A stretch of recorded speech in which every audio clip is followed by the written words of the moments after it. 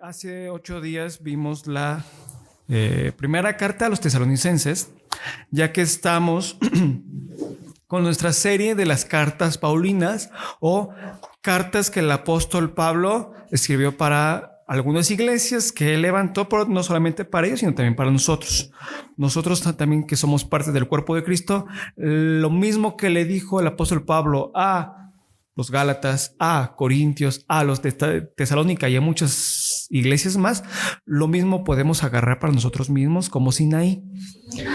Eso no quiere decir que tenemos los mismos pecados, no, sino que nos ayuda para un buen crecimiento en Cristo. Amén. Hace 8 días estudiamos y confirmamos que Cristo volverá.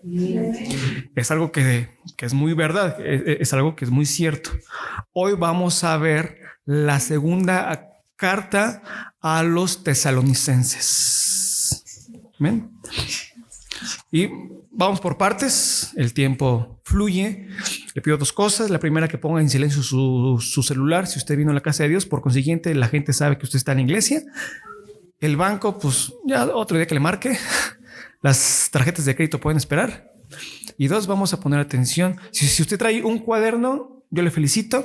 Es muy bueno que podamos apuntar todo lo que Dios nos diga y nos hable. Amén. Vamos por partes. Capítulo 1, versículo 1. Pablo, Silvano y Timoteo, a la iglesia de los tesalonicenses en Dios, nuestro Padre y el Señor Jesucristo. Gracia y paz a ustedes, de Dios nuestro Padre y del Señor Jesucristo. Siempre que el apóstol Pablo está hablando o escribiendo, siempre firma sus cartas con un sello muy característico. Gracia y paz a ustedes o a nosotros. Y lo recarga. Dios nuestro Padre y del Señor Jesucristo. Ese es su sello característico del apóstol Pablo. En este pequeño pasaje que acabamos de leer, es pequeño pero muy importante. Nos muestra al autor. ¿Quién es el autor? Pablo, ¿no? Por eso se llama cartas paulinas, ¿no? Muy probablemente que el que le ayudara a Pablo a escribir era Silvano, y muy probablemente el mensajero que llevaba las cartas de Pablo a las demás iglesias era Timoteo. Pero más que un mensajero, era un hijo en la fe, como lo dice la carta a Timoteo, ¿no? Ahora, nuestro hermano Timoteo era el encargado de llevar las cartas a las demás iglesias. Muy probablemente esta carta a los tesalonicenses, tanto la primera como la segunda, fue escrita en el segundo viaje de Pablo, mientras Pablo estaba en Corinto con nuestros hermanos de Grecia.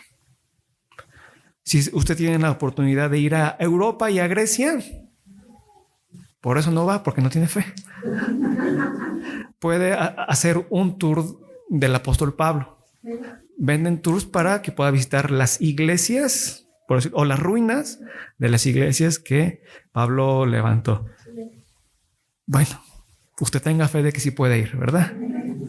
Ahora bien, ya que era necesario que Pablo estuviera presente en Corinto por todo lo que ya podremos saber y por todo lo que podemos saber en la palabra, ¿no? Tenía que ordenar Pablo muchas cosas presencialmente.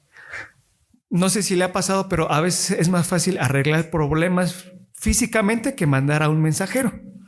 En este caso, Pablo tenía que estar presente en Corinto y mandar al hijo en la fe para que el hijo en la fe, que tenía cierta madurez en la fe, pudiera saludar y compartir un mensaje con los hermanos de Tesalónica.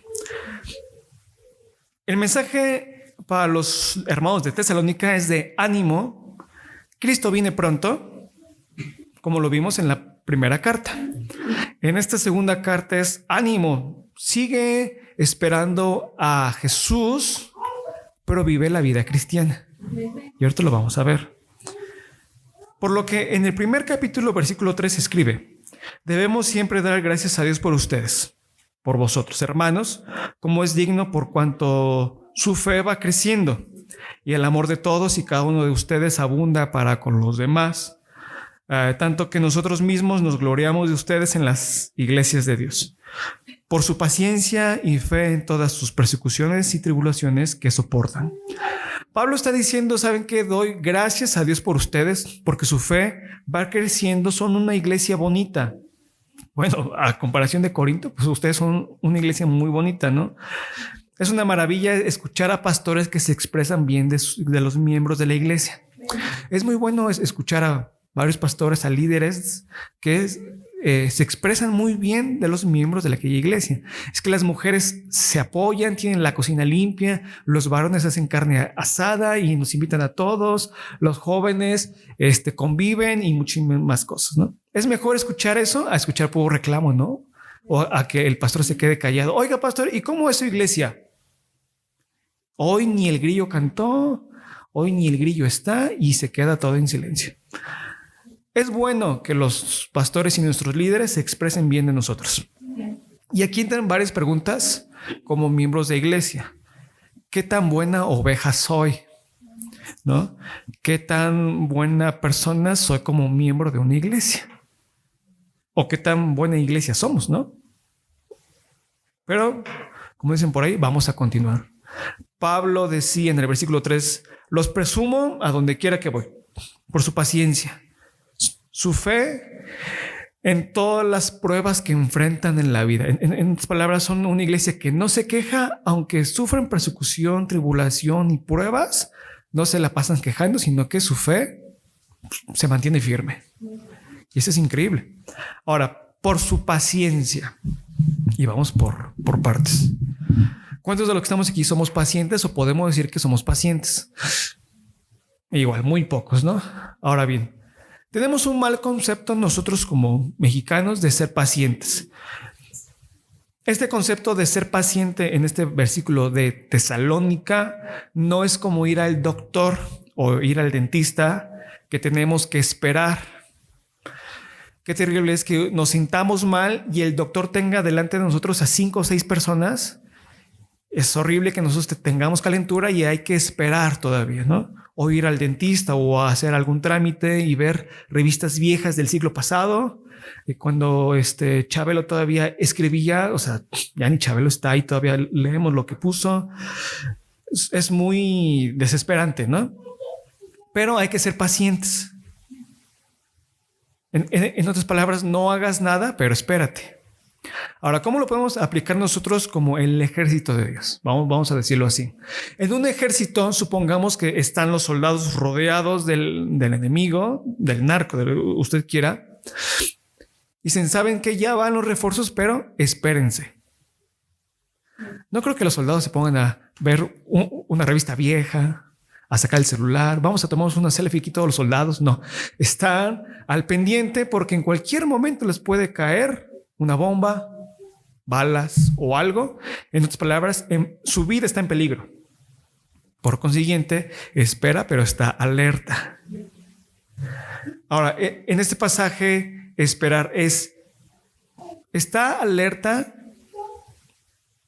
persevera en la fe y aguanta alegremente. No te caigas. O sea, estoy esperando en Dios.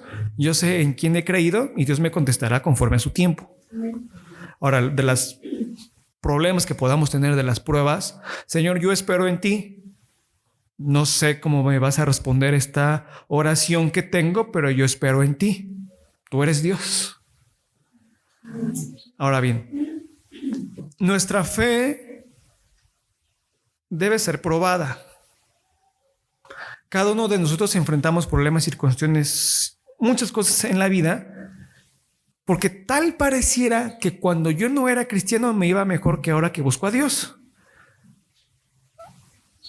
Pero la realidad es que nuestra fe es probada. Necesitamos ser probados para ver si realmente somos de calidad o no. Ahora bien, nuestra paciencia da como resultado perseverancia.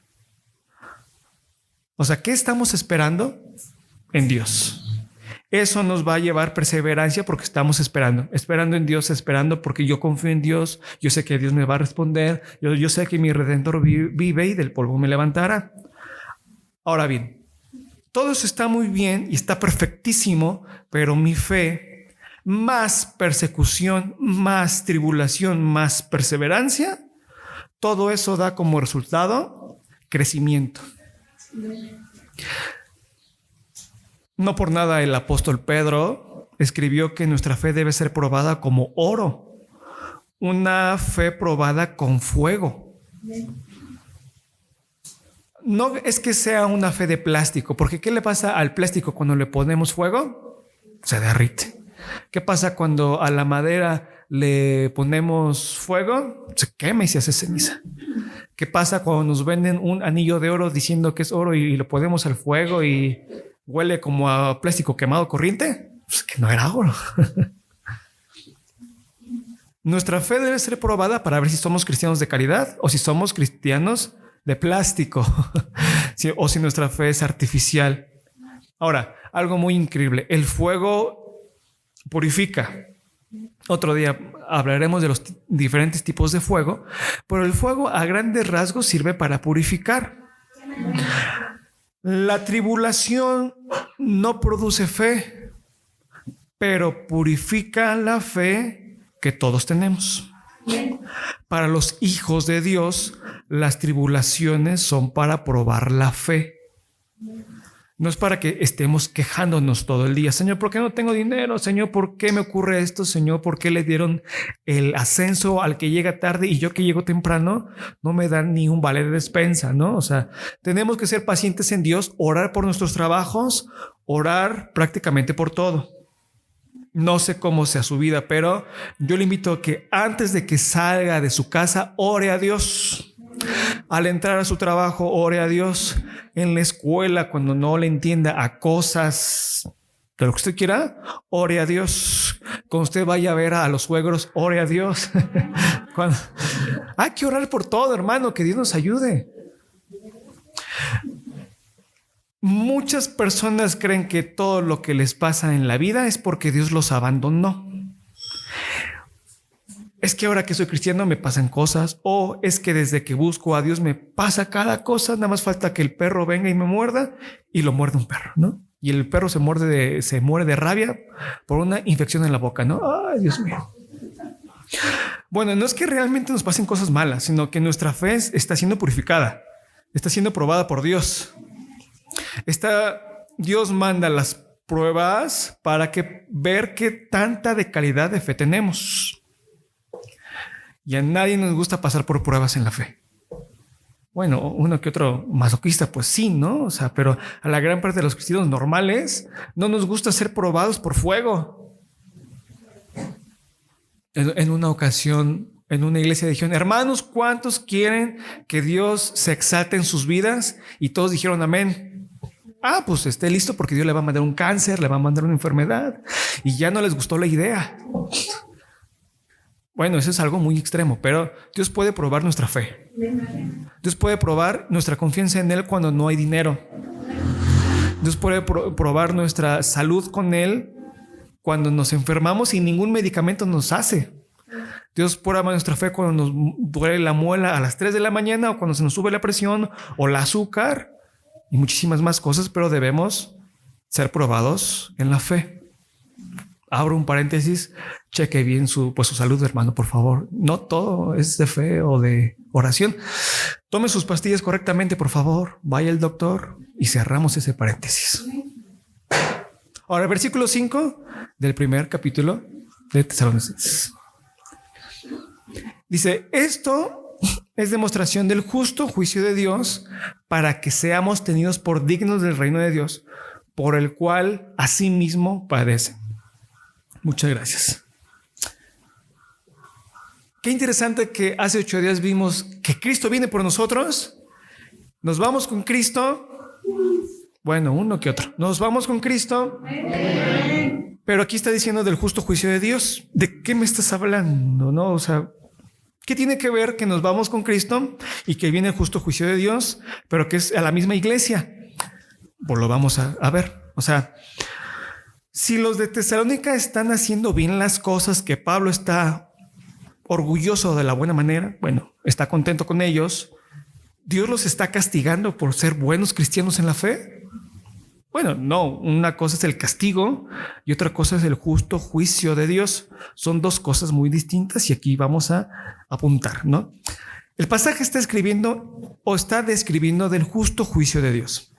La justicia justa de Dios, y no es un pleonasmo, sino que está correctamente. O sea, cuando tienes que probar que la fe es verdadera y no es falsa, ¿tenemos que pasar por pruebas y tribulación o la pasamos así como cadenero de antro? No, tenemos que ser probados, debe de haber un tope y debe de haber, ok. Cuando usted va a hacer un trámite de gobierno, le piden la INE o ciertos documentos. ¿Cree que habrá gente que falsifique INEs? ¿Cree usted que haya gente que falsifique actas de nacimiento? ¿Usted lo ha hecho? No, digo, no, me van a poner en disciplina, van a decir. Pero, ¿qué pasa cuando una persona falsifica un documento? Se dice que esa persona debe de sufrir las consecuencias de la falsificación. Bueno, en teoría, ¿no? ¿Qué pasa cuando falsificamos un pasaporte en el aeropuerto? A uno con todas sus cosas y al cuartito, ¿no? El hermano Rubén estuvo en un cuartito de aeropuerto, pero no por falsificar su pasaporte. Ya luego le cuento ese chisme. Pero venga los miércoles, porque si no vino los miércoles, pues no le puedo decir. Así crema. Las pruebas son demostración del justo juicio de Dios. Y vamos a aplicarlo aquí. Dios es justo. Dios no es injusto. Si los jueces allá afuera y los policías que a cada rato se venden con buena muchada o con 20 pesos, Dios no es un policía. Dios sí es justo. Dios no se deja sobornar por nadie. Dios aplica justicia.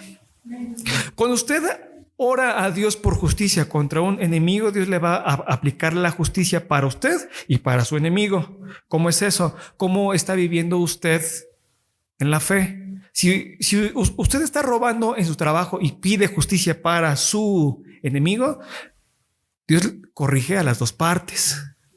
Usted por ser hijo y porque Dios escuchó su plegaria.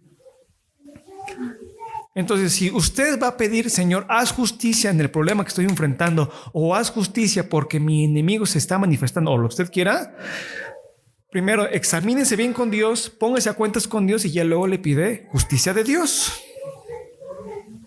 Y esto a nadie les gusta, pero es bueno estar a cuentas con Dios. Es bueno estar en justicia de Dios. Ahora bien, las pruebas son la demostración del justo juicio de Dios para que seamos tenidos por dignos del reino de Dios. Ahora, no es que mientras más sufro penalidades y mientras más pruebas tengo, soy más digno del reino de Dios. Porque al final del día, hermanos, todos somos salvos por fe. Todos somos salvos por la gracia de Dios.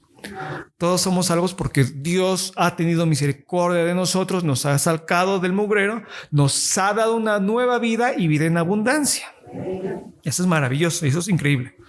Bueno, eso sí es creíble.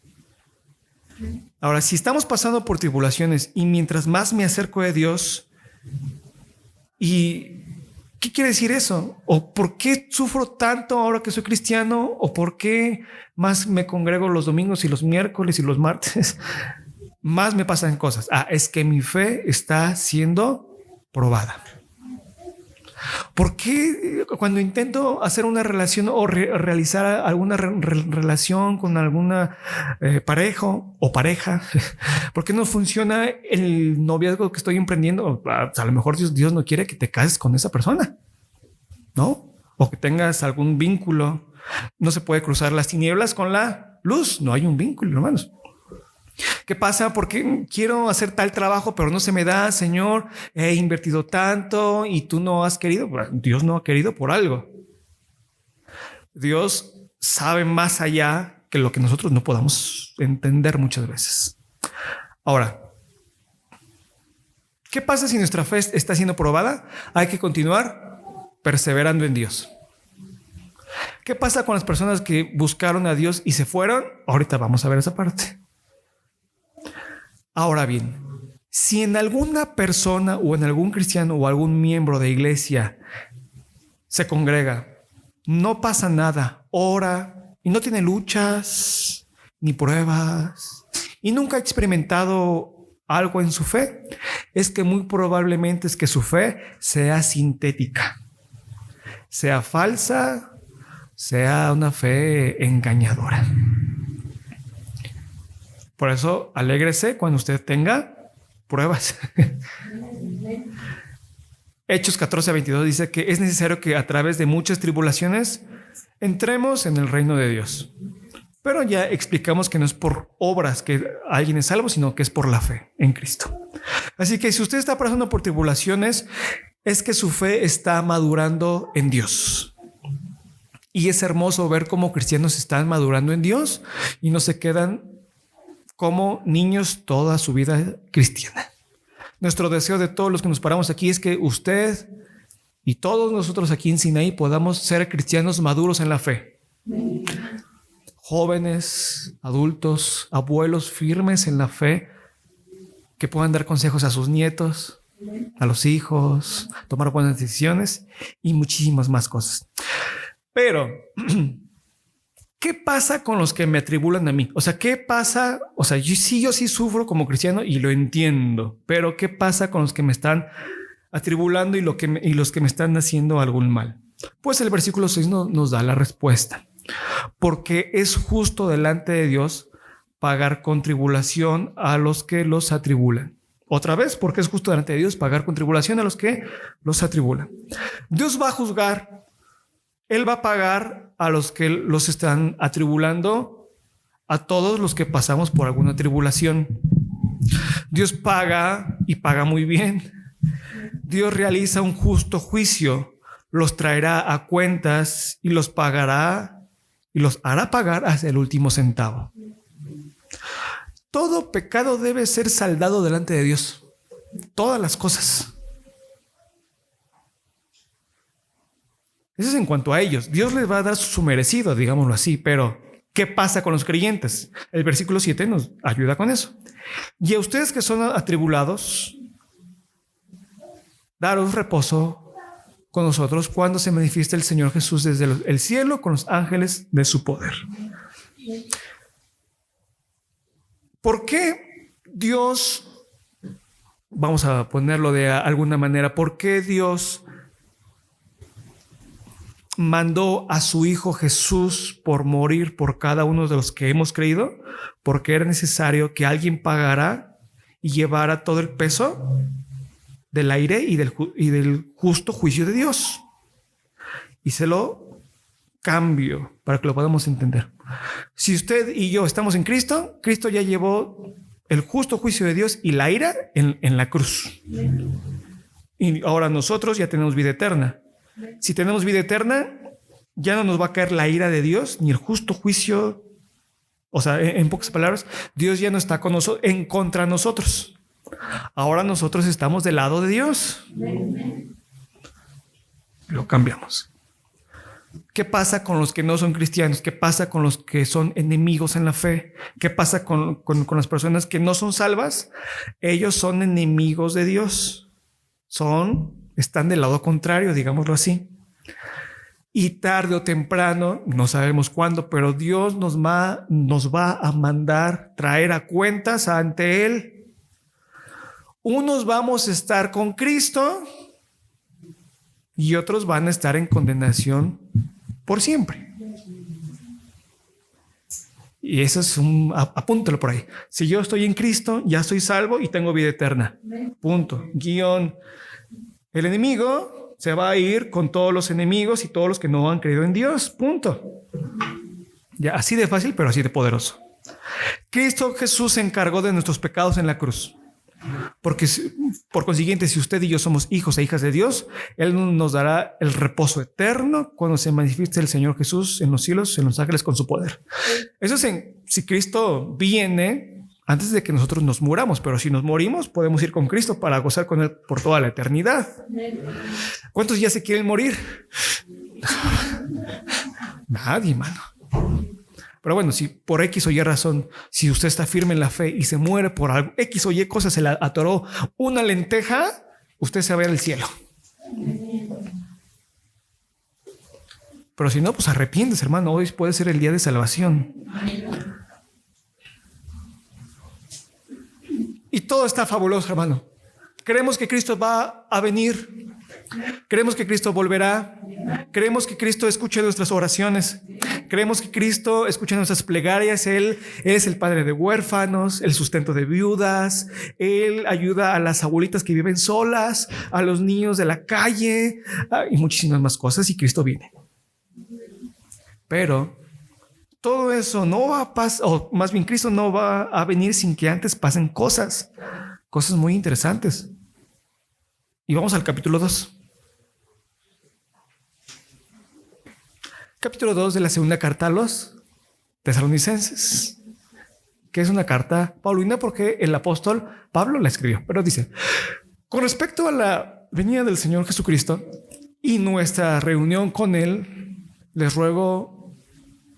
rogamos, hermanos, que no se dejen mover fácilmente de nuestro modo de pensar, ni se conturben ni por espíritu, ni por palabra, ni por carta, como si fuera nuestra, en el sentido de que el día del Señor está cerca.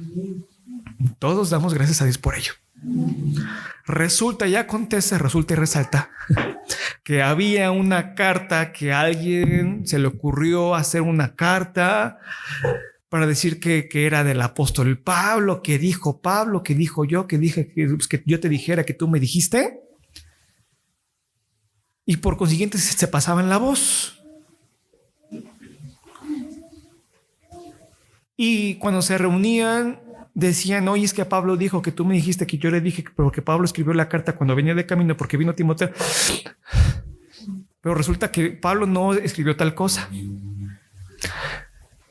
En la semana fuimos a ver a un pastor que tiene un comedor comunitario y decía que sus niños decían que, oye, que dijo el pastor que pues que me sirvas tal cosa.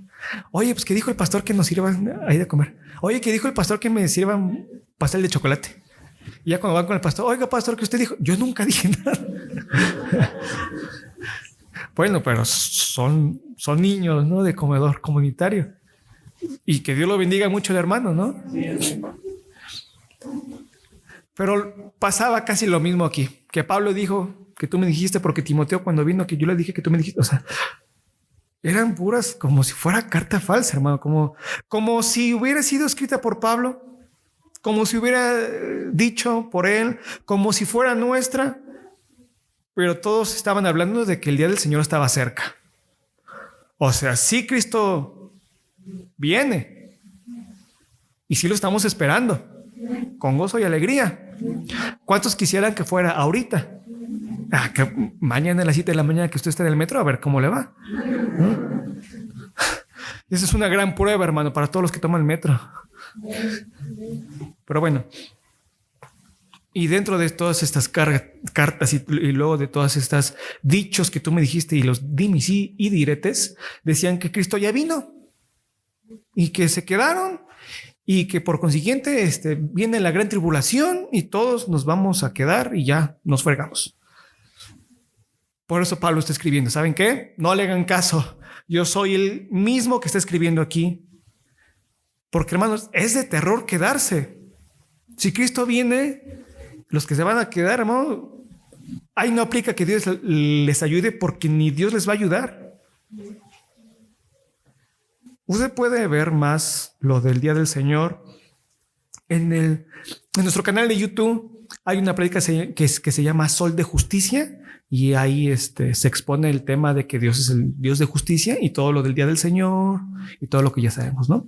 Pero bueno, en ese momento con los de Tesalónica, Pablo les dice que no panda el cúnico, Jesús no ha vuelto, no dejen de creer que Jesús volverá, porque Jesús sí volverá, ya no vino, o más bien no ha llegado todavía.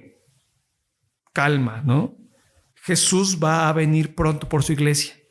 Nadie sabe, pero Cristo va a regresar. ¿Qué es el día del Señor? Bueno, podemos decir que el domingo es el día del Señor, porque es mera costumbre cristiana, ¿no? Y porque sí lo puso Dios en el Génesis y muchísimas más cosas. Pero para ser más exactos, y para entender qué es el día del Señor debemos ver un poquito qué es el día del hombre. Y la primera carta a los Corintios, capítulo 4, versículo 3 al 5, nos dice que, igual, Pablo está escribiendo aquí: yo en muy poco tengo el ser juzgado por ustedes o por tribunal humano, ni por... aún yo me juzgo a mí mismo, porque aún de nada tengo mala conciencia. No por eso soy justificado, pero el que me juzga es el Señor. Así que no juzguen nada antes de tiempo, hasta que venga el Señor, el cual aclarará también lo oculto de las tinieblas y manifestará las intenciones del corazón, y entonces cada uno recibirá su alabanza de Dios. En otras palabras, no me importa, o me importa muy poco ser juzgado por ustedes o por el día del hombre. Cuando Adán decidió pecar, ya que Eva fue engañada, ellos, como representantes de la humanidad, decidieron ser sabios en su propia opinión, vivir bajo el control de sí mismos, y a partir de ese momento, hoy en día, estamos en el día del hombre. El hombre o el ser humano decide cómo vivir. Cada día vemos que cada quien hace lo que bien le parezca. Cada quien hace su agradable voluntad. Por ejemplo, ¿no? Gracias, eso es un claro ejemplo. Pero cuando termina el día del hombre, es cuando Cristo va a regresar, o sea, en el día del Señor. ¿Cuándo ocurrirá el día del Señor? No lo sabemos, pero Cristo va a regresar. Ahora bien, aquí entran varias preguntas. ¿Una persona puede ser salva en el día del hombre? Sí, porque Cristo todavía tiene poder y autoridad para salvar a las personas, rescatarlas de sus pecados y condenación y darles una vida en abundancia, como nos ha pasado a todos nosotros. O les puede haber pasado, ¿no?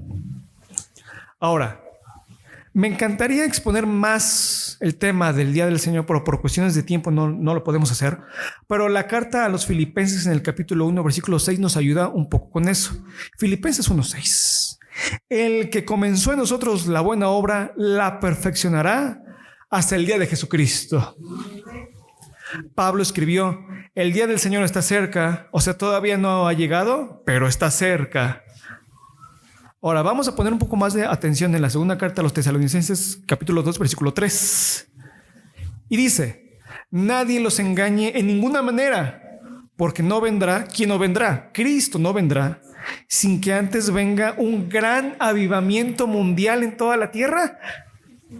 No, ahí no dice, sin que antes venga la apostasía y se manifieste el hombre de pecado y el hijo de perdición, el cual se opone y se levanta en todo lo que se llama Dios y es objeto de culto, tanto que se sienta en el templo de Dios como Dios, haciéndose pasar por Dios.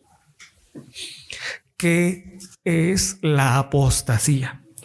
Pues la apostasía es el alejamiento decisivo de la fe.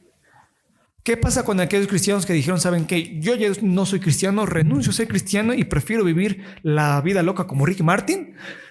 Pues ellos son unos apóstatas. Y vamos más para allá. Un apóstata es una persona que en un momento afirmó ser cristiano, pero ahora abandonó y ha renunciado de tal manera de que es irreversible esta acción de ser apóstata. ¿Por qué? Porque si ya sé cuál es la verdad, como por qué me voy a torcer o por qué voy a ser sabio en mi propia opinión. Ahora, los del mundo o un no creyente, ¿puede ser un apóstata? Pues no, porque un no creyente pues no conoce la verdad. No conoce realmente que Cristo es el camino, la verdad y la vida.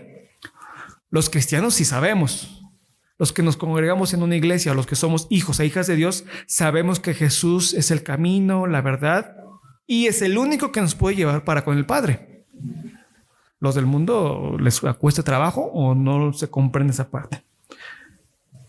Pero primero se debe de afirmar que Jesús es Dios para seguirlo, para posteriormente darle la espalda Eso es apostasía.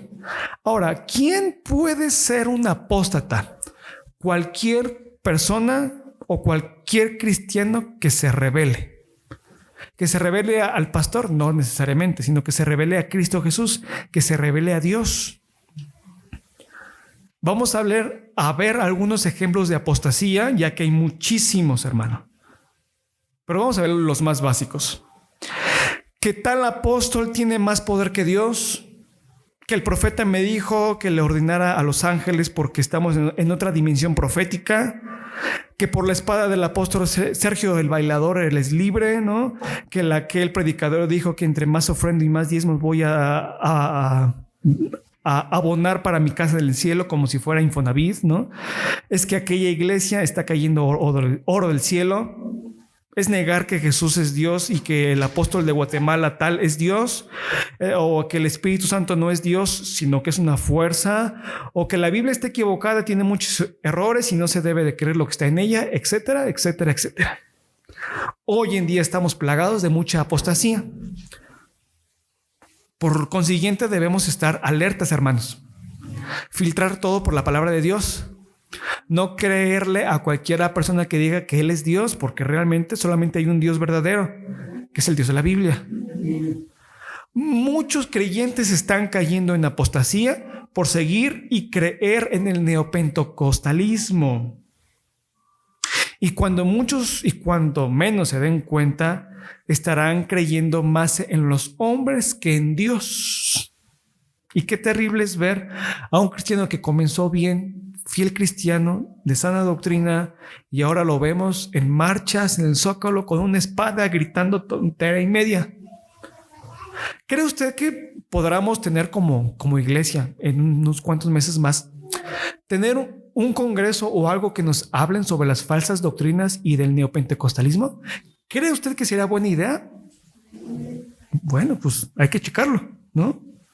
El pueblo ha hablado, ¿no? Pero vamos a continuar leyendo. Dice, nadie los engañe de ninguna manera, porque Cristo no vendrá sin que antes venga la apostasía y se manifieste el hijo del pecado y de perdición. ¿Quién es el hijo del pecado y de perdición? No es el yerno de alguien ni el primo de alguien, ¿no? Es el anticristo. O sea, todo lo que está en contra de Cristo, todo lo que está en contra de Dios. Hoy en día se está expresando y se está manifestando un sistema anticristo, o en otras palabras, todo lo que está en contra de Dios y de la palabra de Dios. Por cuestiones de tiempo, nada más puedo decir que la izquierda promueve una cultura anticristo. O sea, haz lo que bien te parezca y seas feliz, en pocas palabras. Pero dice, nadie los engañe de ninguna manera, porque no vendrá Cristo sin que antes se manifieste la apostasía y se manifieste el hombre de pecado, el hijo de perdición, el cual se opone y se levanta en contra en todo lo que se llama Dios y es objeto de culto, tanto que se manifiesta en el templo de Dios como Dios, haciéndose pasar por Dios. El anticristo, el hombre de anarquía, el hombre sin ley, en pocas palabras, un insolente, como dijo el profeta Daniel en el capítulo 8. Ahora bien, ¿quién es el anticristo? No sabemos. No hay un dato exacto. O sea, hay teorías quién puede ser el anticristo como tal. Pero obviamente no se va a levantar y decir, yo soy el anticristo, síganme. Obviamente no. O sea, debe ser una persona muy astuta en los altos niveles de gobierno. Pero como le digo, hay teorías, pero no podemos afirmar nada. Lo que sí sabemos es que no va a ser una persona fea, sino que va a ser todo lo contrario, con carisma, un líder nato, una persona que va a tener palabra para convencer a todas las personas que lo escuchen. El sistema del anticristo que estamos viviendo aquí en nuestra sociedad actual y la que se espera es terrible. Por eso los cristianos debemos orar cada día por nuestras familias, por los hijos, los nietos. Los esposos deben orar por sus esposas, las esposas deben de orar por sus esposos, que Dios los guarde, les ayude, que los guarde de los falsos delitos que las fiscalías pueden levantar, que los guarde de las feministas, que Dios guarde a las mujeres, o sea, de tantas cosas que Dios nos ha guardado, hermano, realmente. Mateo 24 nos dice que se levantarán muchos cristos y muchos falsos profetas y harán grandes señales y prodigios, de tal manera que engañarán, si fuera posible, a uno de los escogidos, como ya los he dicho antes. Qué interesante que el apóstol Pablo dijo en la segunda carta a los Tesalonicenses, capítulo 2, versículo 5, que no se acuerdan cuando yo estaba con ustedes y que les decía esto, y ahora ustedes saben lo que lo detiene, a fin de que a su debido tiempo se manifieste, porque ya está en acción el misterio de la iniquidad, lo que hay quien en el presente lo detiene, hasta el que a su vez se ha quitado del medio. Y vamos a explicar esta parte. O sea, se pudiera manifestar más todavía el sistema anticristo y el anticristo, pero hay algo que lo detiene.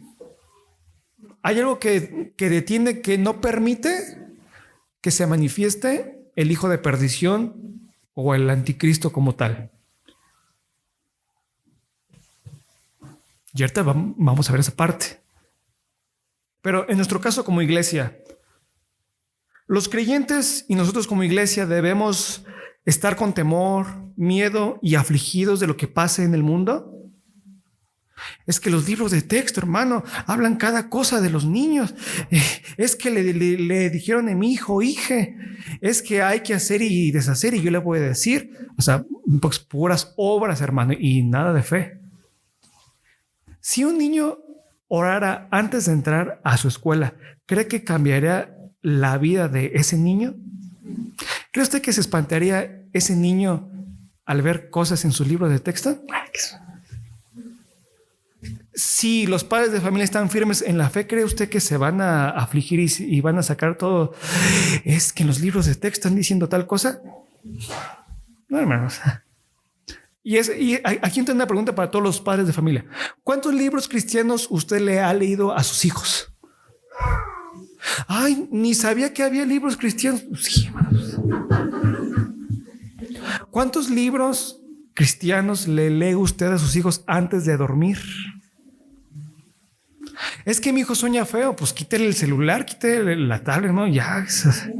Vamos a ver, vamos a leer Ruth, a las niñas, vamos a leer Esther. Fíjate que hubo una niña muy bonita llamada Esther. Y vamos a orar, ¿qué te parece? Hermano, si eso pasara, los niños tendrían, Dios les hablaría, serán niños transformados. Pero ¿qué hace usted antes de irse a dormir? Ver ahí la jornada, ¿no? Todo lo que sale de todo. El celular escurre de tanta sangre, hermano. O sea, si simplemente hiciéramos pequeños cambios en nuestras vidas, Dios haría grandes acciones con nosotros. ¿Cree que hace falta que podamos ir a una feria de libro cristiano? No hay, pero lo podemos hacer. Pues no pasa nada. O sea, ¿cree que sería bueno decirle a un hermano que conocemos que traiga libros cristianos y Biblias para que le podamos comprar? Pero al contado, hermano, nada fiado, al contado. Es bueno, hermano, que nuestros jóvenes, niños, adolescentes, todos podamos leer literatura cristiana que nos ayude, hermano, que nos podamos leer testimonios de hombres que, como el libro de Locos por Jesús, la palabra dice locos por Jesús, que hicieron cosas locas. Misioneros que fueron a campos de batalla literales, misioneros que fueron a junglas, o sea, pero todo por Cristo. Y eso es grandioso. Ahora, ¿qué debemos hacer usted y yo ante el sistema anticristo de este mundo? Hacer marchas, irnos todos ahí de blanco, hacer una huelga, como les quitan el agua, no hay en periférico. Estamos marchando, hacer un plantón ahí en el Zócalo. Pues no, hermano. Lo que hay que hacer es orar, mantenernos firmes en la fe, preocuparnos por nuestras familias y hacer la diferencia. Y ahorita vamos a ver, porque resulta que en los tesalonicenses había personas que se metían en lo que no les importaba, se metían en las demás familias. Pero ahorita lo vamos a ver porque usted ya se puso nervioso o nerviosa, ¿verdad? Pero en la primera carta a los Corintios nos dicen que velemos, estemos firmes en la fe, comportados varonilmente y esforzándonos, todas nuestras cosas sean hechas con amor. ¿Cree usted que estamos peor que los de Corinto? No, estamos igual o más peor, dijo aquel. ¿No? O sea, ¿eso quiere decir que vamos a estar atribulados por las cosas del mundo? No, hermano. Debemos de fijarnos en la mente y en la familia que lo que más nos interesa es lo que Dios diga de nosotros. ¿Qué es lo que Dios nos ordene? ¿Por qué camino seguir? ¿Qué trabajo tomar? ¿Qué escuela estudiar? ¿Qué carrera? ¿Qué hijos van a tener ustedes, hermano? Porque luego tienen 40 hijos y luego para mantenerlos. Pero bueno, eso es otro punto. Pero Jesús dijo algo muy importante en San Juan 16:33. Y grabes esto de memoria. Jesús dijo: confíen en mí, yo he vencido al mundo. Hermano, no tengamos miedo ni temor, hermano. Dios está con nosotros. No importa el que o lo que se levante, Dios está con su iglesia. No importa cómo se llame cualquier tipo de anarquía, el hombre de destrucción, el hombre de perdición, todo lo que planifique el mundo y lo que esté en el mundo y lo que quiera hacer el mundo está bajo la cronología de nuestro Dios. Dios tiene el poder por sobre todas las cosas. Dios es el que controla la historia. Dios es el que pone en marcha la historia a cada paso. A cada ritmo de la historia está bajo la voluntad de Dios. Él hace la historia. Él escribe la historia. Él controla la historia. El que me tiene dentro de la historia se llama Dios. El que me introdujo en este tiempo para vivir en este siglo y en estos años se llama Dios. Él me quiere sacar de la historia si Él lo quiere y Él me puede usar en la historia. Dios tiene poder por sobre todo. Dios es el que manda. Dios es el que gobierna y Él está en medio de su iglesia. Por consiguiente, a Él es a quien debo de seguir y servir. En Dios está puesta mi confianza. Y yo le pregunto a usted, ¿en quién confía usted? ¿En Dios o en el mundo? En Dios, confiemos en Dios. Ahora, la segunda carta a los tesalonicenses en el capítulo 3 dice, por lo demás que ya les dije, hermanos, oren por nosotros para que podamos aparecer en Amazon Music.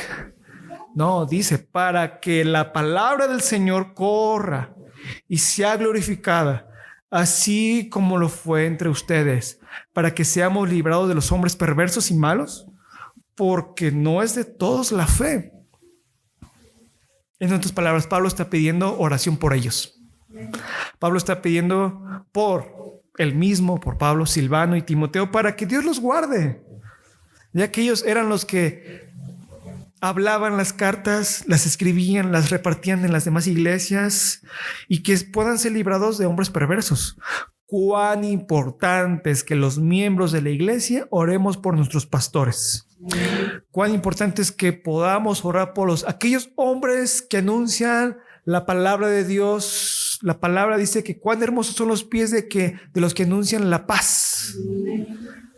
Por eso es importante orar por los misioneros, por los que van a Potrero, por los que predican aquí en Sinaí, por los que tienen que caminar en los estados del sur como de Oaxaca y Chiapas, que tienen que caminar 2 horas para llegar a la iglesia. Que Dios los guarde de los animales salvajes, de los malos, de los perversos y muchísimas más cosas. Es importante orar por nuestros líderes espirituales, o simplemente por quien nos explica la palabra, ¿no? Qué interesante que el gran apóstol Pablo, que al fin y al cabo siervo de Dios, pide oración. ¿Qué nos supone que Pablo ya se las sabe todas? No realmente. Pablo está pidiendo oración a una iglesia firme en la fe. ¿Creen que Pablo se acordó de alguien que era perseguidor de la iglesia, opositor de la iglesia y que se quedó ciego en algún momento? ¿Cree que Pablo se acordaría de alguien así? Pues sí, realmente Pablo se acordó de sí mismo cuando en sus tiempos, cuando estaba de tremendo grilloso, ¿no? ¿Usted se acuerda de dónde Dios lo sacó?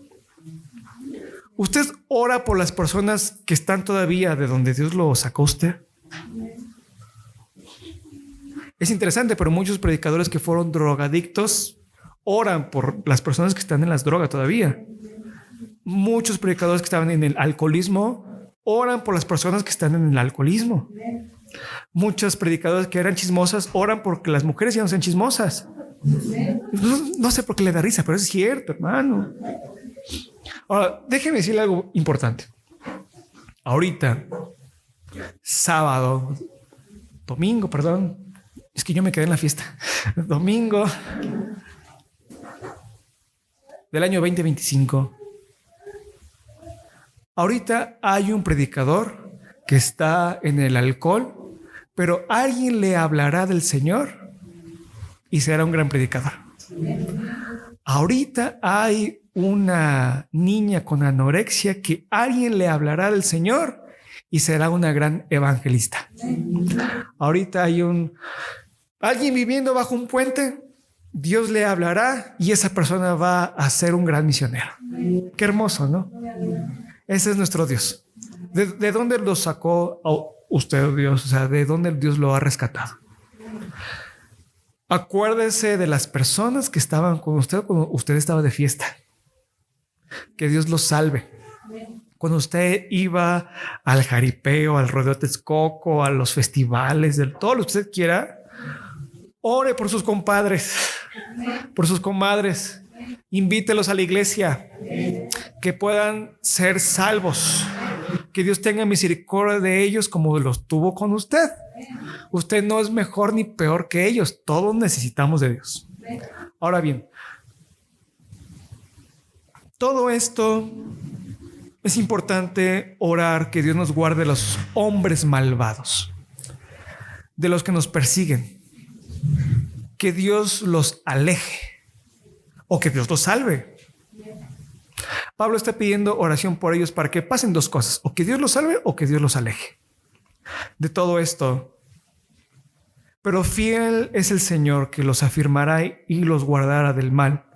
Y tenemos confianza respecto a ustedes en el Señor, que hacen y harán lo que les hemos mandado. Y el Señor encamine sus corazones al amor de Dios y a la paciencia de Cristo. Versículo 6. Pero les ordenamos, hermanos en el Señor, en el nombre de nuestro Señor Jesucristo.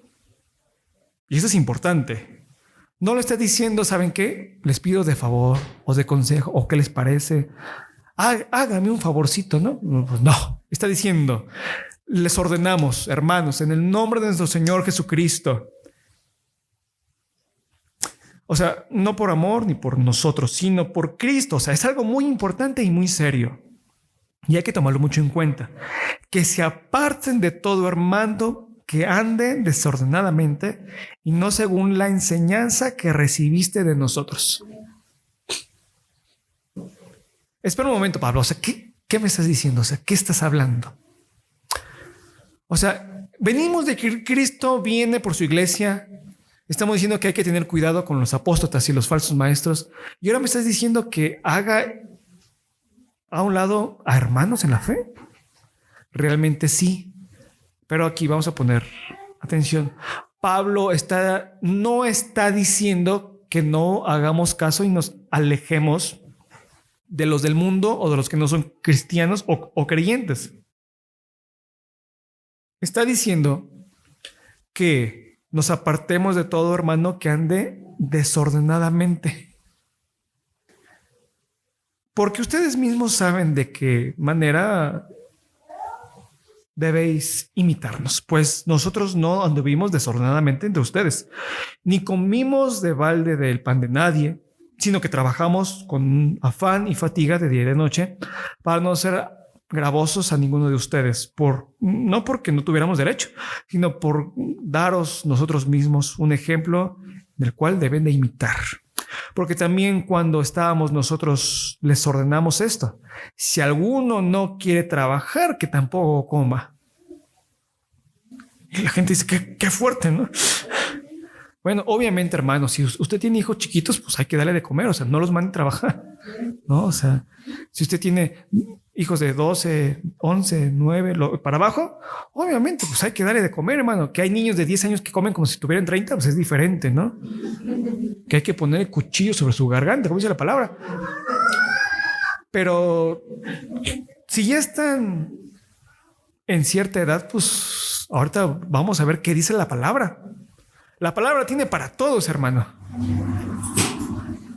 Pero resulta y resalta que había unos tremendos desordenados que pensaban que como ya falta poco para que Cristo venga, porque ya está aquí a la vuelta, vamos a disfrutar la vida, renuncio a mi trabajo, porque al final del día Cristo ya viene.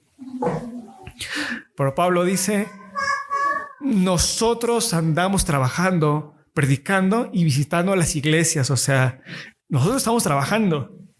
Es más, cuando hemos tenido que comer, no los hemos molestado a ustedes. Y no es porque no tenemos derecho, porque tenemos derecho de pedirles eso y muchas cosas más. Pero queremos ser y somos ejemplo para con ustedes. Supongamos que hay alguien aquí que está batallando en el área económica y no tiene para comer las tres veces al día y nada más come una. Un predicador de ejemplo y un ministro de ejemplo no va a ir a quitarle toda su despensa, hermano. Si yo sé que mi hermano tiene necesidad, ok, ¿cómo antes de ir a visitarlo? Y si puedo, le llevo algo para que mi hermano que está en necesidad, pues coma algo más, ¿verdad? Las personas que siempre traen algo a la mesa son bien recibidas. Y eso es un ejemplo muy bueno para todos los chavos. Si queremos ir a la casa de los suegros, siempre hay que llegar con algo. Las suegras dijeron también, eso es muy cierto. ¿No? Si usted va a ver a sus consuegros, siempre lleve algo, por favor. Ya bajaron los amenes. Pero hermano, es bueno, o sea, convivir como hermanos, pero traiga algo. ¿A cuántos le caen bien las personas de gorra? No, o sea, el hermano Rubén dice algo que es muy cierto. Todas las personas acomedidas caen bien en todos lados y son bien recibidas. Versículo 11 del capítulo 3. Porque hemos oído que algunos de ustedes andan desordenadamente. No trabajan en nada, sino que se entremeten en lo ajeno. A los tales mandamos y los exhortamos por nuestro Señor Jesucristo que trabajamos sosegadamente, coman su pan y ustedes, hermanos, no se cansen de hacer el bien. Si alguno no obedece esto que le estamos diciendo por medio de esta carta, señálenlo y no se junten con él para que se avergüence, mas no lo tengan por enemigo, sino amonestarlo como hermano. Y vamos a explicar esta parte. Algunos de Tesalónica andaban desordenados, muy cristianos, muy aleluya. Sabes que yo hablo en lenguas y yo voy a hacer y deshacer, voy a ir a las naciones a predicar el evangelio, pero vamos a comer día gratis, vamos al chisme y vamos a la de agorra. Hubo un director del Instituto Bíblico de Dallas, Texas, que decía que hubo un evento dentro del instituto y e iban a acomodar sillas y mesas y de repente un estudiante del instituto estaba y fue el director y dijo, ¿tú qué traes, man? Estoy orando para que Dios le dé fuerzas a mis compañeros para que levanten las sillas. No inventes, ¿no? Hay que trabajar todos en la obra de Dios, hermano. Hay tiempo para todo, tiempo para orar, pero también tiempo para meter las manos y trabajar. ¿Conoce a alguien? Y no es necesario que me contesten ni que piense en su cuñado o en alguien, ¿no? Pero conoce a alguien que no le gusta trabajar, pero que bien come, hermano. come como pelón de hospicio. Otro día le cuento cuál fue el hospicio ahí en el Zócalo. Pero Pablo está diciendo, si conoces a alguno hermano en la fe, los del mundo, su rollo, digamos, ¿no? Pero si conoces a algún hermano en la fe, algún hermano que te quita tiempo, te pregunta, ¿y cómo está? ¿Y por qué? Y como que ya se hambre, ¿no, hermano? Ahí vaya pidiendo algo. Fíjese, o sea, gente entrometida, chismosa, hay que exhortarlo. Hermano, ¿no tienes algo más que hacer? Vamos, de pura casualidad, ¿no tienes algo más de provecho que hacer que platicar conmigo? ¿Conoce usted alguna madre de familia que se la pasa afuera de la primaria todo el día? ¿Habrá aquí de esas? No, gracias a Dios que no. ¿Sabe que cuando venimos a Cristo, Dios nos cambia hasta eso?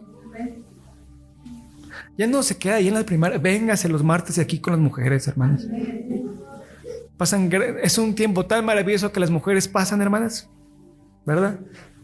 Ahora bien, Pablo está diciendo, si conoces a alguno, exhórtalo para que trabaje. Hermano, yo veo que tú estás muy fuerte, no has pensado en trabajar. O como a mí me gusta mucho preguntar, oye, hermano, ¿y tú qué sabes hacer? ¿Y para qué eres bueno? No, pues nada, no, pues hay que buscarte algún oficio, hermano. ¿Conoce usted algún pariente suyo o alguien que tenga más de 30 años y no haga nada? A esos Pablo les está diciendo. Y es nuestra responsabilidad como hermanos en la fe, si vemos a alguien con edad para trabajar, a molestarlo, decirle, hermano, te invito a que trabajes. Si necesitas una carta de recomendación, acércate con el hermano Juan o con alguien, ¿no? Pero es bueno que todos trabajemos. Ahora, aquí entra una pregunta. ¿Cree que los pastores trabajen? La vez anterior alguien fue a pedir un préstamo en el banco y le dijeron, ¿a qué se dedica? Soy pastor. Y le dijeron, desempleado. No, o sea, los pastores sí trabajan, hermano. ¿Qué pasa cuando un miembro muere? Ahí va el pastor. ¿Qué pasa cuando hay necesidad en una iglesia? Ahí está el pastor. ¿Qué pasa cuando hay los martes culto con las mujeres? Ahí está la pastora. ¿Qué pasa cuando hay que hacer un culto de aniversario aquí? Ahí está el pastor. Y más cosas, ¿no? Es importante trabajar. Pero, hermano, exhórtalo, anímalo a que trabaje para que al final del día pueda tener su seguro social, sus puntos en Infonavit, que luego no sirven, pero que los pueda tener, que pueda ser útil en la sociedad, como diría un presbítero de Durango, que sea útil a la humanidad, hermano. Que coma su propia comida, que traiga, que todos podamos convivir. Pero independientemente de esos amigos y esos cuates, hermanos, no se cansen de hacer el bien. Independientemente de lo que sea, sigamos haciendo el bien para con todos. A pesar de tener hermanos de gorra, ayuda al prójimo. Ayuda al desvalido, ayuda al comedor comunitario. Sigue comprando ropa para tus hermanos más pobres. Sigue dando despensas. Sigue orando, sigue cantando, sigue haciendo el bien a la viuda. Sigue ayudando al huérfano. Acércate al pobre y ayúdale, dale una palabra de ánimo. Eso es lo que está diciendo Pablo aquí. Tesalonicenses, Cristo sí viene, pero mientras viene, vive una vida ejemplar. Versículo 14. Si alguno no obedece a lo que les estamos diciendo por medio de esta carta, señálenlo y no se junten con él para que se avergüence. Mas no lo pongan por enemigo, sino a molestarlo como hermano. Disculpa, hermano, tú quieres andar de chismoso, de come cuando hay, pero no puedo permitir que te juntes con mi familia. No puedo permitir que te juntes conmigo porque algún día nos van a involucrar. Tú pides prestado y no pagas y vas a la iglesia, pero no quiero que me involucren contigo porque al final tú te vas a meter con alguien que te va a dar tu merecido y yo no quiero estar ahí. ¿Es bíblico canalizar las amistades? Sí. ¿Es bíblico ver con quién se junta mi familia? Sí. Qué curioso, ese muchacho no trabaja, pero trae un carrazo del año. ¿Cree usted que venda epazote en la central de abastos? Pues no, vende todo menos eso, ¿no? ¿Es bíblico decirle a mis hijos con quién sí se junten y con quién no? Sí, la palabra está diciendo, ¿no? Los padres de familia son los responsables de su hogar. Y se escuchó, pues... La palabra de Dios dice en la primera carta a los Corintios, capítulo 15, versículo 33, no erréis, las malas conversaciones corrompen las buenas costumbres. Exhorta a tu hermano, dile sus verdades, pero no te lo acabes. No lo tengas por enemigo, sino dile todo lo que quieras, pero como hermano. Tampoco lo golpees, tranquilo. Recuerda que somos parte de la misma familia en Cristo Jesús. Y cabe aclarar aquí algo muy importante: nadie es mayor que nadie aquí en la iglesia, hermano. Por más preparados que estemos, licenciaturas, maestrías, doctorados, lo que sea, somos iguales todos ante los ojos de Dios. ¿Por qué? Todos necesitamos de Dios. Recuerda que a pesar de los defectos de tu hermano, es tu hermano en la fe. El apóstol Pablo nos pone en la segunda carta a los tesalonicenses: Cristo viene, ten cuidado y vive una vida ejemplar. Vivir una vida cristiana ejemplar significa reflejar el carácter de Cristo en cada aspecto de nuestras vidas. No se trata de ser perfectos, sino de caminar en obediencia a Dios con amor, fe y humildad. El mismo Dios de paz, que siempre nos da paz en cualquier manera, el Señor de paz está con nosotros y esté con nosotros. La salutación de Pablo fue de propia mano de él.